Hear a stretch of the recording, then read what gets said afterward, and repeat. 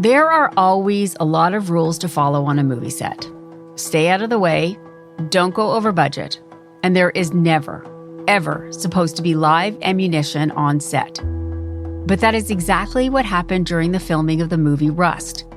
On October 21st, 2021, actor Alec Baldwin was rehearsing a scene where he fires a gun. Both the director, Joel Souza, and the director of photography, Halyna Hutchins, were shot. Tragically, Halyna, a 42-year-old mother and an up-and-coming filmmaker, died. Right from the start, the question everyone was asking was, how did a real bullet end up in a gun that everyone, including Alec Baldwin, thought was a prop? In her new documentary, Last Take, director Rachel Mason takes us on set to explore who Halyna was and to try and unpack what really happened. I'm Kathleen Goldhar, and this is Crime Story. Rachel, welcome to the podcast. Thank you so much, Kathleen. I'm a huge fan of this show. I love it. Thank you. And I am a huge fan of your movie. And I think I want to start with your friendship with Halyna, because this was more than just a job for you, wasn't it? You guys were friends.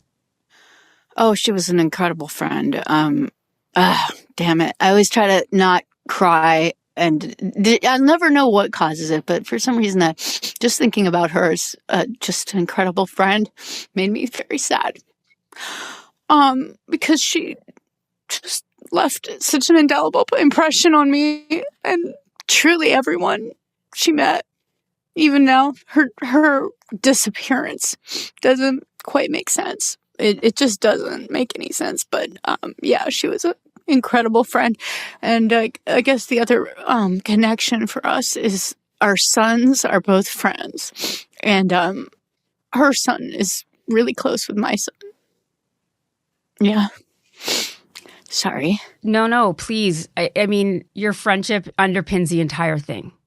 And the other thing that underpins it is just her talent and her absolute love of this job that she was doing and how big a deal Rust was for her. Absolutely. There were a few things that for me were like foundational. If we can't do this with this film, then I'm not going to participate. And one of them was A, making sure Halyna was a three-dimensional person, and B, understanding that this film Rust was not, the way that it's been portrayed in the media, because in a lot of ways it took away her agency in the film. She chose this film very specifically. She wanted to do a Western. And when I spoke to Halyna's agent about it, he was like, she was so excited. This was an opportunity to really, really hone her craft. And I think those are the things that for me, it's like a Halyna-centric portrait, Rust being her film.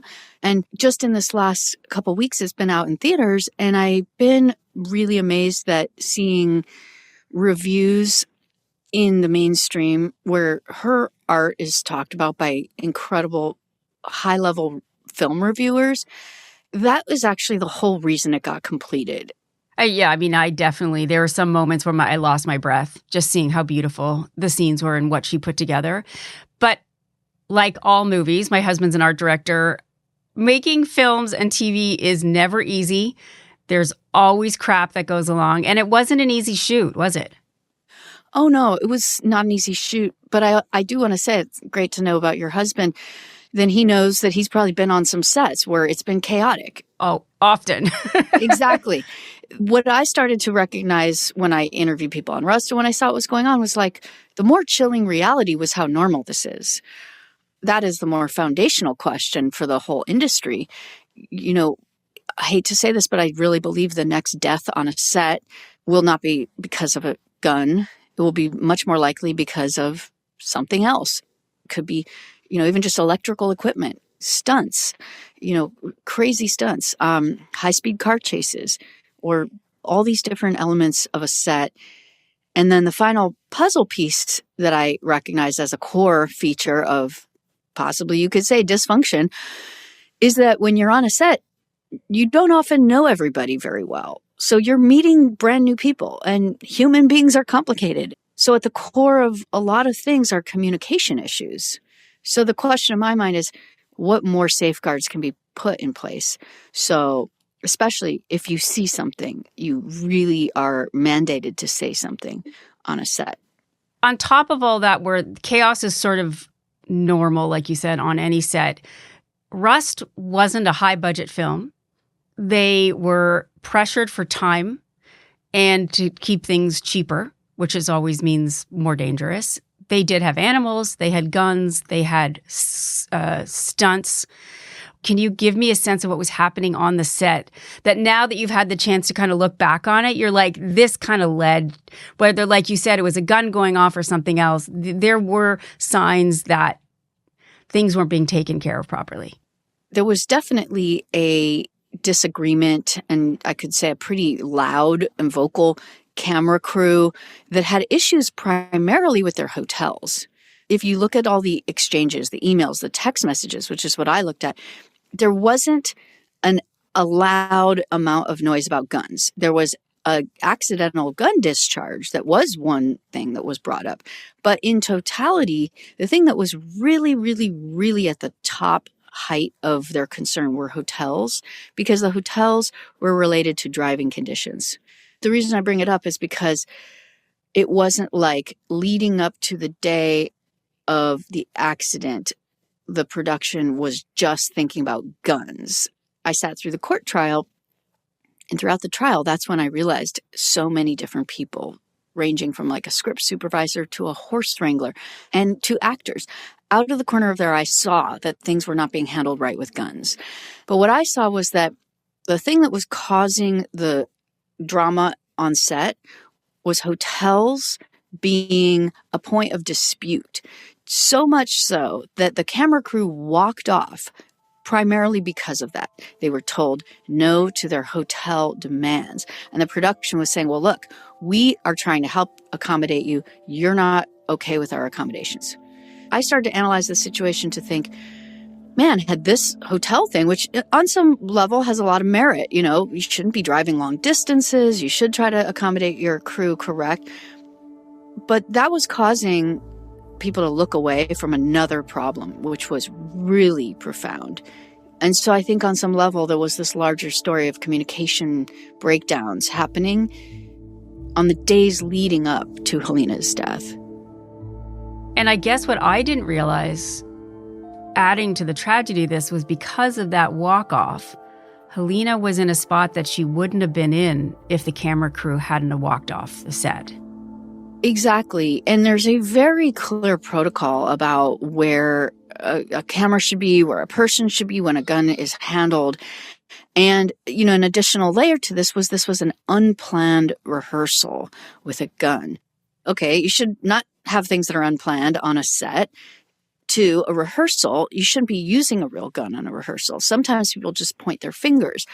But these are the questions that arise when you're in such a creative industry. I can actually see Halyna wanting the authenticity of seeing the gun to say, look, we've got to know what it looks like right here. So let's get that gun. But that's a point at which a producer or really an armorer could be like, no, we're not going to use that gun. We're going to use this fake gun. Sorry, we cannot do that. There was just this level of, I would say, protocol not being followed. But a third one I would add is that there's a weight behind a powerful celebrity figure like Alec Baldwin. And when he wants something and you're on an indie set, he gets it. And there's a feeling in watching the footage where Alec is demanding things and people are just rushing to give him stuff, which is also sort of a human nature quality. He's an executive with a lot of power, a lot of money, a celebrity. People treat celebrities differently. Their time is limited. So I look at the whole kind of pressure cooker of all of it. And I say as well, it's not fair for Alec to have been in a position where on any planet he was handed a loaded gun. That is almost a cruelty on some level that he was handed a loaded gun. So put me in the church. Alec Baldwin, they're rehearsing this scene. Alec's sitting on a pew in this old church. Halyna's in the church with them, right? This is what happens.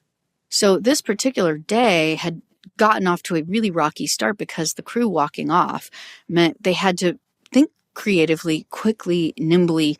And on some level, you could say, wow, kudos to Joel and Halyna for thinking on their toes, because they could have been like, okay, well, let's end the day. Which also you could literally say both things. Well, hey, maybe we should stop and think, is there something really wrong here? And there's a safety issue.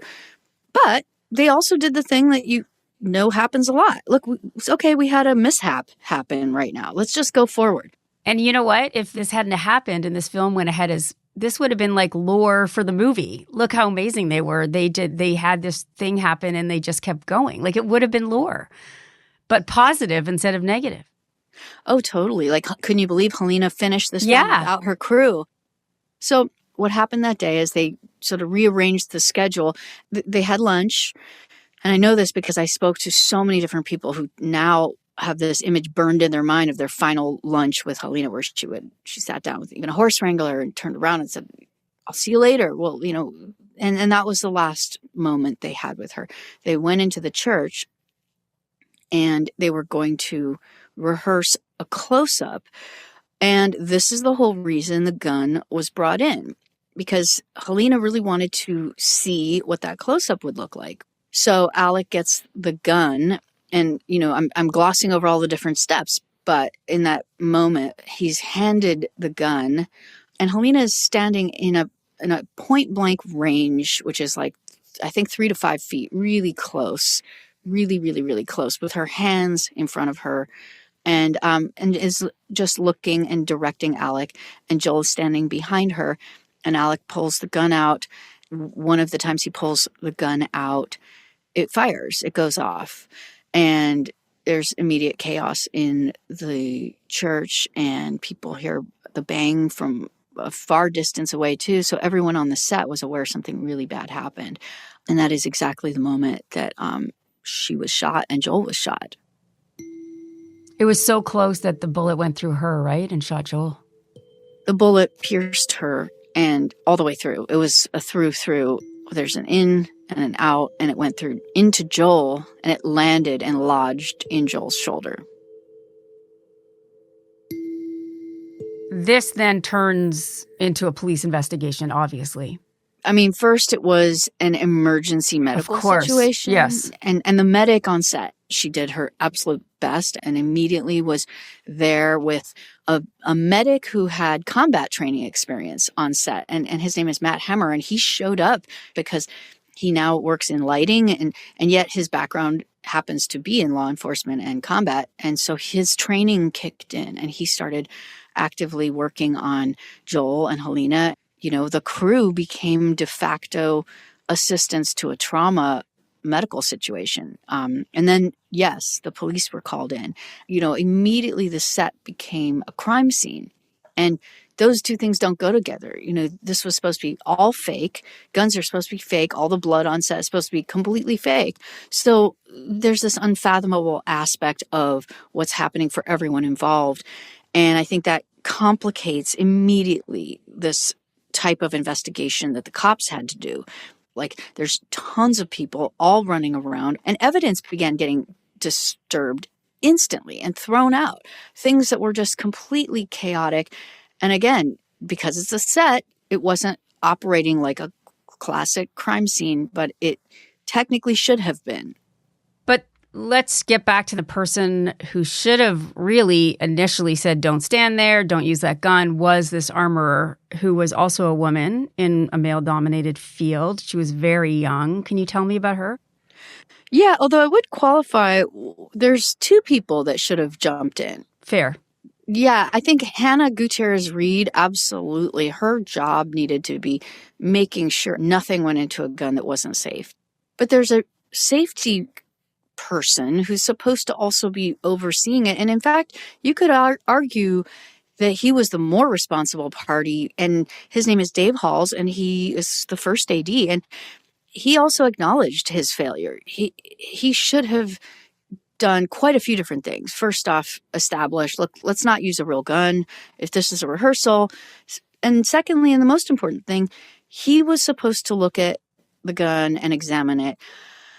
And heartbreakingly, I was in the courtroom when he testified to this, and it's in our film as well. He admits fully that he glossed over that last part where he could have looked closer at the gun and double-checked the dummy rounds physically with his own hands. But instead, he just assumed, because he's been on a million sets where there's never been a problem. That being said, to move on to Hannah's guilt, there are still questions of how did a bullet get on set. But regardless of how it got on set, it went into the gun. And what was her job? What is an armorer's job on a movie set? An armorer is responsible to manage every single element of every gun that is on set. So that means knowing where every single gun is at all times, making sure every single gun is properly secured, and has absolutely no possibility of injuring anyone. The armorer is the person who has the job of just managing guns and making sure that they are functioning correctly on sets. And tell me about Hannah. How old was she? At the time, I believe she was 23. This is, again, I would say there's an issue here with Hannah that connects to a larger issue in the film industry. Things are word of mouth, and often things can be nepotistic. Her father was this famed, legendary armorer, Thel Reed. So there's an assumption, okay, she must have been amazingly trained. She's probably great. Cool. We have the daughter of Thel Reed. Let's use her. You wouldn't necessarily think, well, wait. How old is she? She's only 23. Let me really dig deeper to understand. Can she do the job? Let's interview her. And I think part of it is because there's a fast pace to getting the crew set up. There's another added element, which is that there was a budgetary issue. And they definitely did not focus enough on their budget in the right way regarding armoring, which we now can say in hindsight. That being said, again, though, just to play devil's advocate in this argument, she had just done a Nicolas Cage film. So if I was a line producer or somebody just, we got to get somebody next week. Okay, here. Yes, she's young, but I'm sure she's well-trained. You would think about it and say, will she take it for the budget? Okay, great. And the thing I, again, say is sort of the chilling aspect about it is that there's probably a million sets right now where someone's getting hired for the exact same reason. Yeah. That's the thing that I found about your movie so much. And sitting beside, I keep bringing up my husband, but sitting beside him, he was like, yeah, that happens. Like, that's the hard part about this whole thing is that this wasn't some anomaly set, some crazy set that everyone was like, holy shit, this can't happen again. It is happening all the time. And it was just tragic that it happened here.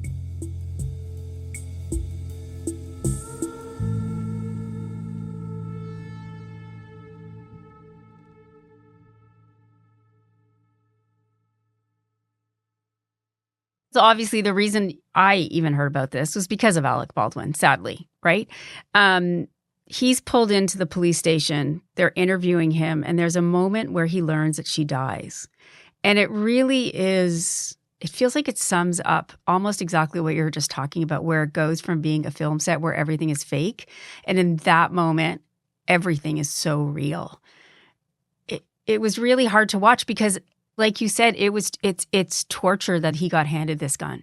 Because, it goes without saying, this was not something he ever intended to do, didn't want to do, wasn't thinking about it. It wasn't that. It wasn't a murder. And just the idea that you could just see the shock that went through him and his recognition of everything that it means to him and to everybody else. I felt very strongly that was an important moment to capture, but it had to be done right. And for me, the thing that led that moment to be done right was to actually let it linger. We stay there with him after he finds the news, and he literally grabs his heart. And you wonder for a minute if he's going to have a heart attack. I was watching that footage thinking, actually, that's how I felt when it sunk in. But had I been filmed when somebody told me she died, I was in the car with my son, and I clutched. I couldn't even, there's no world in which you can imagine it. And so it's horrible. On the one hand, this is what I say about true crimes that frustrates me. On the one hand, you're looking at footage that nobody should see this. This is an awful moment. This is the worst moment in Alec's life, no doubt. Probably without a close second, to find out you're in a position where something you did caused the death of another person. I don't think anyone else can endure that. And so for me, his humanity mattered a lot, that we capture that, and allowing the two cops who frankly knew this information for a full 3 hours or so, there's this world where you're like, wow, there's this inhumanity as well on the cop side, because they have to view him as a suspect. They could have told him at the outset of this interview, I've got to break this news, but they let him talk for hours and then told him this at the end, which you could feel is a manipulation. But that is part of the protocol that cops have to do when they interview a potential murder suspect. So you're sitting there and realizing Alec has been a suspect in a murder, in a homicide. And now he's sitting here just grappling with this. And he's so real at that moment. And absolutely, to your point, Kathleen, that is how I felt. It heartens me when I feel that we caught that with the right amount of empathy, because that was a hard scene to edit. What did Hannah, the armorer, tell the police about what happened? So, Hannah was being interviewed by the police and was at different moments just asked about the protocol, the different things that she had gone through. And she was asked about how well she checked the weapons and what she used. And at one point, I think there was this pretty much one of the most chilling lines, was she said, I wish I had checked it better. And you hear a line like that, and it's very... that's when I think you kind of feel how young she is, and like, okay, that's, wow. I wish I had checked it better. It just was a very frustrating and very heartbreaking as well as chilling line. So those are some of the things that, in the course of a longer interview jumped out, and that's why we included that. Hannah does get charged and does go to trial. Did you sit through that whole trial? I did, and it was heartbreaking. I'm looking at her, and I'm seeing a person who is horrified and traumatized and guilt-stricken and feeling just devastated. And she's, in a position where, of course, her lawyers have said, like, okay, we'll control the way you look. Don't say anything. Don't do this and don't do that. But I had this vantage point where I saw her face to face, tears in her eyes. She understood I was there as Halyna's friend and told me how much she loved Halyna and was admiring of Halyna. And so here's this person who is not a sick monster, but is a person that was negligent at their job, deeply so. And that's where I recognize sort of the trauma of involuntary manslaughter as a thing. The involuntary part is a giant psychological weight for anyone who has to endure the fact that they caused the death of somebody else, or they contributed to the death of someone else. And I think Hannah's sentence is a more deeply psychological one than even what any prison can do. It's going to trouble her for the rest of her life. But just to be clear, too, there wasn't just one live round on the set, right? The police did find other live bullets. Yeah, the police recovered 6 actual live bullets floating around on the set in different locations on the cart. Some were in the bandoliers that people wore. So for that to happen it lands at the armory department, no matter what anyone says, even if it was like a possible sabotage of the set. You still needed to be like, okay, well, sabotage could happen.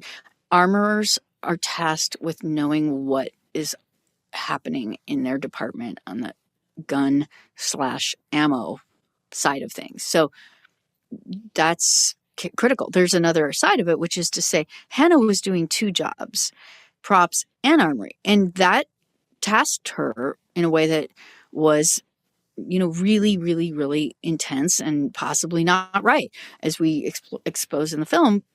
And still, you should have the authority to be able to say, I can't do this. Something's not right with our guns. We need to pause. And that's why at the end of our film, we interviewed Andy Wirt, who is a seasoned armorer who flat out in front of us with all his fake guns was like, when it's time to do armoring, I demand that we slow this set down. And you can see he commands authority. And so there's that other aspect where you look at Hannah and she doesn't really command authority. Part of you does wonder, like, gosh, is it a young female as well factor here? And it is a devastating thing as a woman to think about. But it was like a set of variables, every single one of which contributed to Halyna's death. I see it in that way. Did you ever come to any conclusion about how you think the bullets got there? I mean, I feel like the bullets were mixed in and the bullets were not properly inventoried. There's no doubt about that in my mind. But how they actually got there, I mean, I spoke to Seth Kenny, who was the supplier, and there's just these questions that you have to kind of go through in your mind about, well, there was a person that came in at the last minute who had a can. They said that Hannah had been shooting real bullets at a previous set and came with this can. But at the end of the day, no matter what, the whole situation of bullets floating around as sloppy as they were, you could just see that set was messy. And that is not how it should be. An armorer should know where things are. So I guess at the end of the day, I don't spend a lot of time pondering that question. Okay. What was she sentenced to? She was sentenced to 15 months in a very hardcore prison, in fact, in Albuquerque. Wow. Yeah. Like you said, I'm sure that the time meant nothing to what she was battling internally, and still is, I guess. She has to live with this for the rest of her life. So that sentence is, the first step in a lifelong sentence is how I see it. Alec goes on trial too. What happens there? So Alec's trial ended because of a technicality that his lawyers they honed in on the fact that certain protocol in the way that evidence had been brought in wasn't followed correctly. I mean, they actually broke down sort of a million different things that they were saying the prosecution had done wrong. And it was a super effective strategy because at the very end, this sort of like absolute moment of truth when they found bullets that had been wrongly incorporated into the trial. They were actually labeled and brought in under a different case name, which was, frankly, a very suspicious thing when you looked at it. Well, why would that have happened? And the way they set it up in the courtroom, it was like a courtroom drama unfolding, and the case fully broke apart like within an hour. I was watching it and just astonished. People wonder, should he have been brought to trial in the first place? What did the trial actually prove? And in some ways, I was hoping just to find out more things from this trial. Like, okay, let's just get more information. But instead, the trial proved to be a kind of spectacle. And it kind of ended in this way where you just feel like a bunch of lawyers just did their thing really well, which obviously these are like the most talented lawyers you could ever hire. And they did a great job and they got Alec off. But does that feel like we learned new things? I don't feel like we got anything from that. Another person charged was David Halls, the assistant director, right? Dave Halls admitted guilt to negligence, and his negligence was specific in not inspecting the weapon properly. And he not only did he admit guilt, and he took what's called a plea deal. He got a plea deal where he was able to not go to jail, but he admitted it in court, and he admitted it again on camera in our documentary, which I think are both really profound things to have done. And I know the depth of his pain personally. When I met him in the courtroom, he came up to me and recognized I was wearing Halyna's hat, and he saw it right away and just burst into sobs that I've never experienced. A grown man cry like that. And he was so sad. And it was an agony to see that and feel that from him. It did feel as though Alec didn't take as much responsibility, right? He wasn't as forthcoming with where he might have gone wrong. There was an interview that Alec did on George Stephanopoulos where he took a more defiant tone at times. And that tone rattled a lot of people, frankly. And some people felt straight up that he was basically saying, well, he did say, someone's guilty, but it's not me. Yeah. And a statement like that is so, in a way, it's like the worst possible statement one could make. In some ways that sort of like ignited things for Alec. Had he not made those types of statements, I don't know that we would have seen some of what happened next. Interesting. People still sort of accuse him or believe that he had something to do, that he's a murderer or whatever. How do you feel about that? That's unfair. That's terribly unfair to Alec. I can't put myself in his shoes. I really, and I have tried, and I can't, and it actually horrifies me and scares me to imagine. And so I think everyone has been cast in horrible ways when you look at social media feedback on this. Even Halyna's own widower has been this target of all kinds of stuff. I mean, that's what we wanted to focus on in the film on some level, that the hype and the hysteria and the social media and the media, frankly, just directed attention at people that caused a terrible chaos in their lives. And I think Alec, being a celebrity, I do think celebrities have a higher risk for a type of attention that is frankly kind of dangerous. I've started to recognize that. It's like, okay, fame is not a thing you might want to aspire to. When you get close to it, you can see he has been chased and attacked, verbally in the streets. It's a very scary to imagine. Eventually, production on Rust did start back up again, but they faced a lot of backlash. People feeling that they shouldn't have done that they shouldn't have started up again. Do you have any sense of why people wanted to complete the film? Joel Souza and everyone who came together to finish the film really did it so Halyna's work would be finally seen and considered in the exact ways it just was considered. Just a week ago, I was reading reviews detailing things about her cinematography. And, the film runs long because Joel insisted on not losing any extra seconds of her shots that they could keep. So it's an extraordinary testament to the dedication other people had too, to her as an artist. And I really feel like saying, shame on everybody that condemned this crew who completed the film. The crew were just doing something out of a sense of obligation. And I really felt so much anger that they were the recipient of so much animosity in our industry. To me, that felt unfair. They did nothing wrong. They were literally victims of a horrible situation. And then they would also say, by the way, cut me out of every shot you make because I'll never work again if anyone finds out I worked on Rust. And so that felt so cruel to me. I felt like there was a part of the story that just needed to be known. And now knowing that her family appreciates the film, seeing that her mother felt happy about something, that is the one thing in all of this that I feel like, okay, they wanted it and this was done for them. Have you heard about how Alec Baldwin felt about it?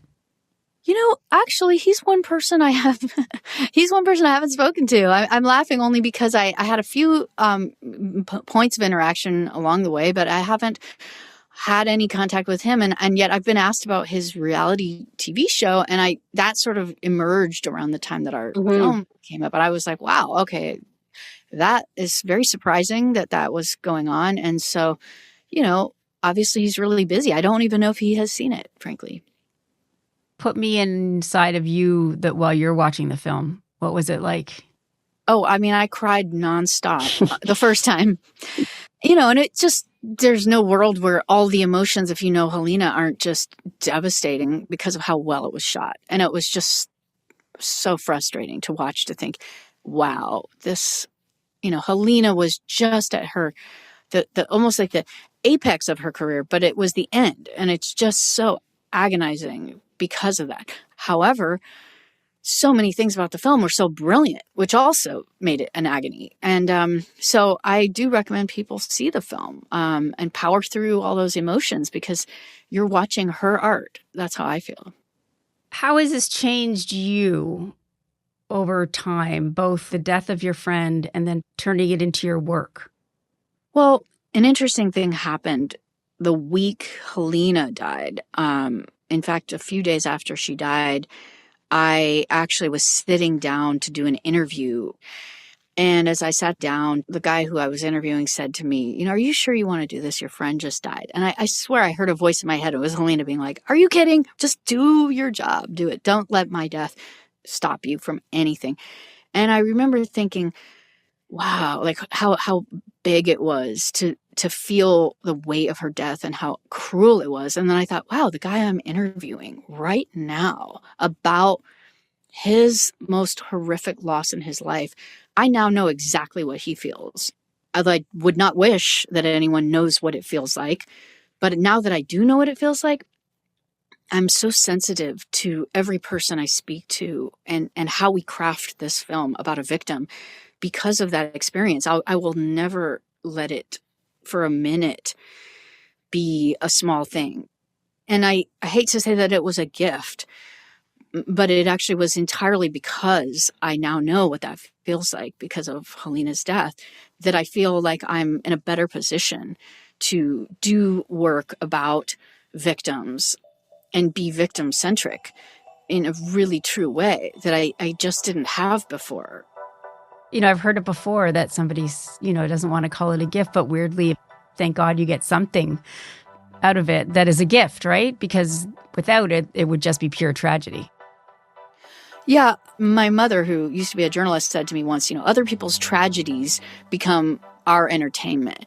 And it stuck with me as I'm a filmmaker and I create entertainment. And my job is actually to entertain. So what am I doing if I'm taking the most tragic thing imaginable and turning it into a form of entertainment? And so why Halyna's death to me initially when I wanted to make the film, I was like, well, we cannot make this a true crime film. Yeah. And yet here we are where it has gotten, positioned in that way. And there's an inevitability about that when you're in the commercial documentary world and you're on a major platform. And people are going to be drawn to the tragic aspects. So once you're in that place of knowing, okay, well, if it's going to be in this space, how do I protect it at all costs to keep the humanity? And I learned so much from this film to help me with my next one. Well, you did a great job. I think that your work is lovely and smart, and I can understand why you're proud of it, and I suspect your friend would be too. And so thank you for joining us. It was really nice to talk to you. Thank you so much, Kathleen, and I appreciate what you do a lot.